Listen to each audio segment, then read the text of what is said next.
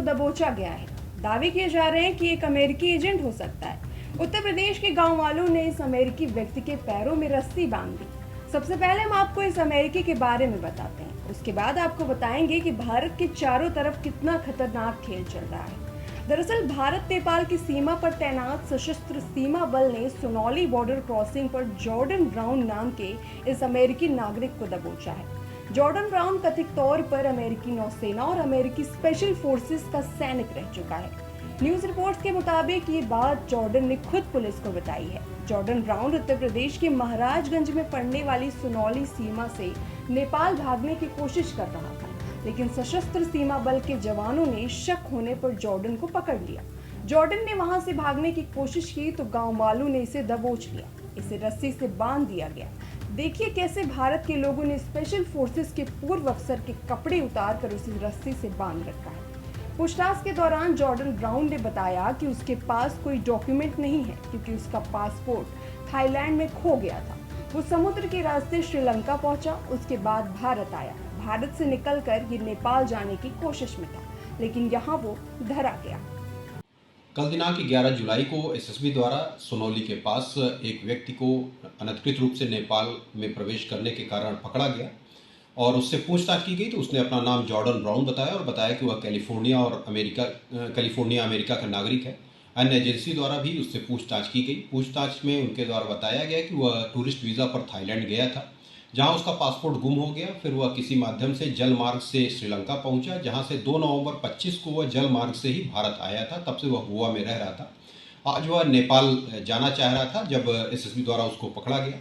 उसके पास से कोई वैध प्रपत्र नहीं मिले हैं। उसके द्वारा बताए गए दावों की जांच की जा रही है कि बिना किसी वैध प्रपत्र के भारत में आने के आरोप में उसके विरुद्ध मुकदमा अपराध संख्या 68/26 अंतर्गत धारा 21/23 इमिग्रेशन एंड फॉरेनर्स एक्ट थाना सोनौली पर पंजीकृत कर अग्रेतर विधिक कार्रवाई प्रचलित है। जॉर्डन ब्राउन ने जांचकर्ताओं को बताया कि उसने यूनिवर्सिटी ऑफ कैलिफोर्निया में पढ़ाई की थी। 6 साल तक वो अमेरिकी नौसेना और स्पेशल फोर्सेस में काम करता रहा।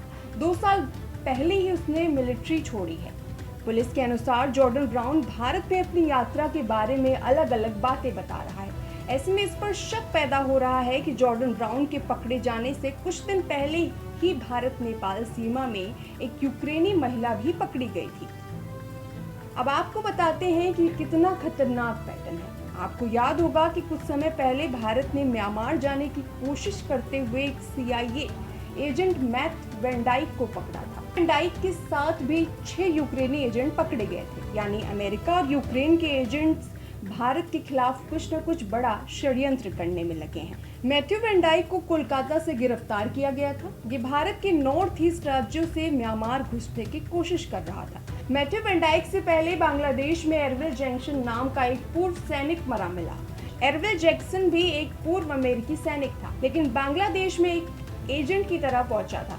ये बांग्लादेश में बैठकर भारत के खिलाफ षड्यंत्र कर रहा था। कई रिपोर्ट्स में दावा किया गया है कि एरविल जैक्सन पीएम मोदी के खिलाफ भी जानकारियां जुटा रहा था। दावों को सच माने तो रूस और भारत की खुफिया एजेंसी ने मिलकर एरविल जैक्सन को अंजाम तक पहुंचा दिया।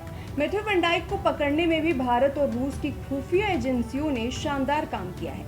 यानी भारत के सभी पड़ोसी देशों में अमेरिकी एजेंट पकड़े जा रहे हैं। ये सभी अमेरिकी सेना से जुड़े हैं। फिर चाहे म्यांमार का मैथ्यू वेंडाइक हो, बांग्लादेश का एरविल जैक्सन और अब नेपाल जाता जॉर्डन ब्राउन।